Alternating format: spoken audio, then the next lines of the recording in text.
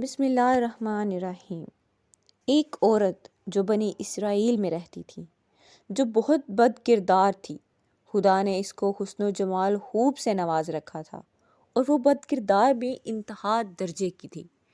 پوری بستی کے ساتھ اس کے تعلقات تھے۔ وہ اتنی مالدار ہو گئی کہ اس نے اپنے لیے بڑا محل بنوا لیا، اور ایک دن تخت بنوایا، اور وہ بن سور کر ملکہ کی طرح تخت پر بیٹھتی تھی، اور اس کے ساتھ غلط تعلق رکھنے والے پورے شہر کے امراء تھے۔ اس کی زندگی ایسی ہی گزر رہی تھی۔ ایک مرتبہ کیا ہوا کہ وہ اپنے گھر کا دروازہ کھول کر تخت پر بیٹھی تھی کہ قریب کسی اور بستی کا نوجوان جو نیک تھا، عبادت گزار تھا، وہ ادھر سے گزرا، اور گزرتے ہوئے اچانک جو اس کی نظر اٹھی تو اس عورت پر جا پڑی، اور اس عورت کی ایسی تصویر اس کے دل میں چھپی کہ وہ آگے تو چلا گیا، مگر اس کا دھیان ادھر ہی بھٹک گیا۔ پھر وہ ذکر میں، تسبیحات میں، تلاوت میں جب بیٹھتا تو اس کا دل ہی نہیں لگتا تھا۔ اس نے روزے بھی رکھے، لیکن خیال نہ نکلا۔ اس نے اپنے آپ کو تکلیف بھی دی، کئی دن اپنے آپ کو بھوکا پیاسا بھی رکھا، مگر اس کے دل سے خیال نہ نکلا۔ حتیٰ کہ ایک دن اس نے سوچا کہ جب اس خیال سے میری جان چھوٹتی ہی نہیں تو میں جاتا ہوں۔ چنانچہ اس کے پاس جو تھوڑا بہت سامان تھا وہ اس نے بیچا، اور اس نے اتنے پیسے تیار کیے جتنے سے وہ بدکردار عورت اپنے پاس آنے کی اجازت دیتی تھی، اور اس عورت کے پاس آیا اور اس کو پیسے دے کر اس کے پاس چارپائی پر بیٹھ گیا۔ بات چیت کرنے لگا۔ اچانک بات چیت کے دوران اس کے دل میں یہ خیال آیا کہ میں نے نیکوکاری کے اتنے سال گزارے ہیں، آج میرے اللہ مجھے اس غیر محرم کے ساتھ بیٹھے ہوئے بھی تو دیکھ رہا ہوگا۔ بس یہ خیال دل میں آیا تو اللہ کا درد دل پر غالب آ گیا، اور نوجوان نے کانپنا شروع کر دیا۔ عورت اس سے پوچھتی ہے، تم کانپ کیوں رہے ہو؟ تمہارا چہرہ کیوں پیلا ہو گیا ہے؟ اس نے کہا کہ بس میری طبیعت نہیں ٹھیک۔ اس نے کہا، پھر تم جس مقصد کے لیے آئے ہو وہ مقصد پورا کرو اور جاؤ۔ اس نے کہا، نہیں۔ وہ بڑی حیران ہوئی کہ آج تک میں نے اپنی زندگی میں کوئی ایسا مرد نہیں دیکھا جو میرے قریب اس طرح چارپائی پر آ کر بیٹھے اور پھر برائی کیے بغیر چلا جائے۔ یہ نوجوان کیسا ہے؟ مگر نوجوان نے کہا، اچھا میں جاتا ہوں۔ اس نے کہا کہ تم کون ہو؟ کیا ہو؟ اس نے بتایا کہ میں اس نام کا بندہ ہوں اور فلانی بستی کا ہوں، اور میرے دل میں یہ خیال آ رہا ہے کہ میں نے اتنی عمر مصلے پر بیٹھ کر گزار دی، آج میرا اللہ مجھے تیرے ساتھ بیٹھے ہوئے بھی تو دیکھ رہا ہے۔ بس اس کے بعد اس نوجوان کی آنکھوں میں سے آنسو آ گئے اور وہ چل پڑا۔ اب وہ تو چلا گیا، لیکن اس عورت کو جو تھوڑی دیر کی صحبت ہو گئی، اس کی برکت اس کو مل گئی۔ چنانچہ عورت کے دل میں خیال آیا کہ یہ کنوارا نوجوان اتنا اللہ سے ڈرتا ہے، جبکہ اس نے گناہ بھی نہیں کیا، اور میں تو سارا دن ساری رات گناہوں کا مرتکب ہونے والی ہوں، میں تو خدا سے ڈرتی ہی نہیں۔ اس کے دل میں شرمندگی پیدا ہوئی، ندامت ہونے لگی کہ کروں تو کیا کروں۔ دل میں خیال آیا کہ اچھا چلتی ہوں اور حضرت موسیٰ علیہ السلام سے پوچھتی ہوں کہ کیا میرے لیے بھی توبہ کی کوئی صورت بنتی ہے۔ وہ اپنے گھر سے نکل کھڑی ہوئی۔ اب اس کو بستی کا ایک بندہ پہچانتا تھا، وہ ایسی نامی گرامی چیز تھی۔ وہ چلی اور جا کر حضرت موسیٰ علیہ السلام جو دیکھا تو اس وقت بنی اسرائیل کے لوگوں کو نصیحت فرما رہے تھے۔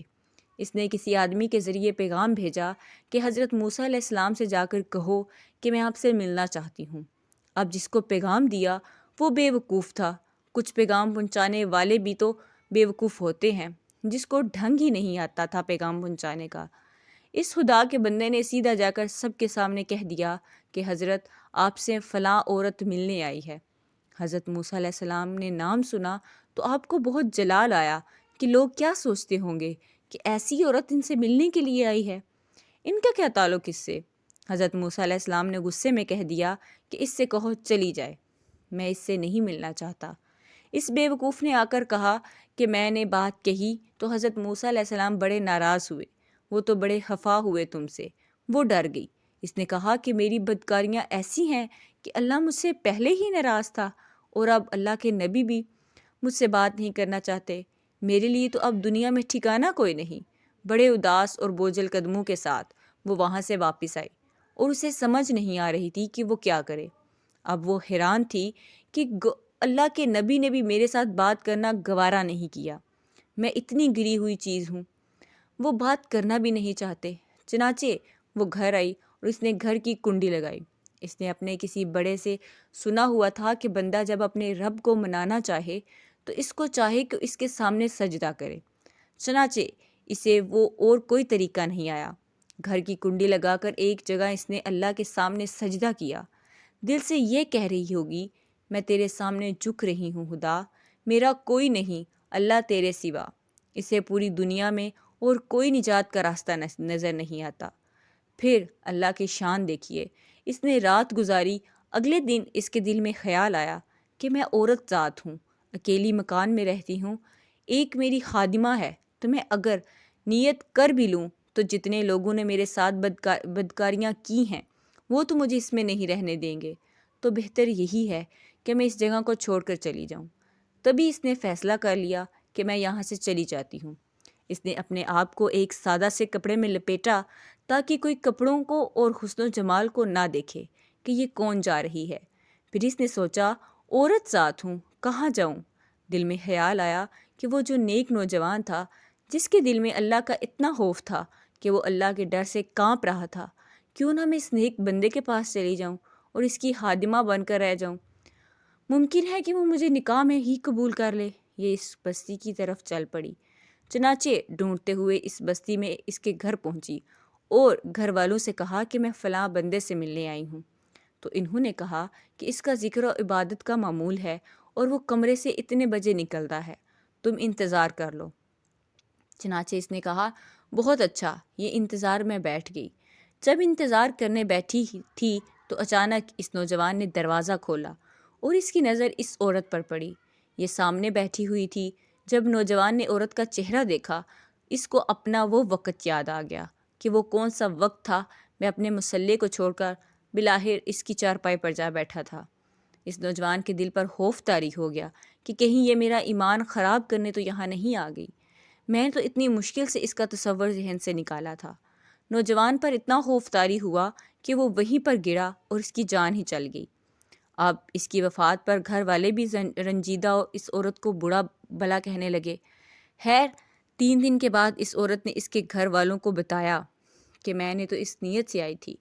انہوں نے کہا، اب تو وہ اس دنیا سے چلا گیا، اس کا ایک بھائی ہے، اگر تم مناسب سمجھو تو ہم اس سے پوچھ لیتے ہیں، اگر وہ تمہارے ساتھ نکاح کر لے تو تم اس کے ساتھ نکاح کر لو۔ اس نے کہا ٹھیک ہے۔ جب بھائی سے پتہ کیا تو اس نے کہا ٹھیک ہے، اگر پہلے یہ ایسی عورت رہی ہے اور اب توبہ کی نیت کر چکی ہے تو میں اس کو اپنے نکاح میں قبول کر لوں گا۔ چنانچہ اس عورت کا اس کے بھائی کے ساتھ نکاح ہوا اور اس عورت کو اللہ تعالیٰ نے 7 بیٹے عطا فرمائے اور وہ 7ویں بیٹے بنی اسرائیل کی اولیاء میں سے گزرے۔ ایسی بدکار عورت بھی اگر توبہ کرتی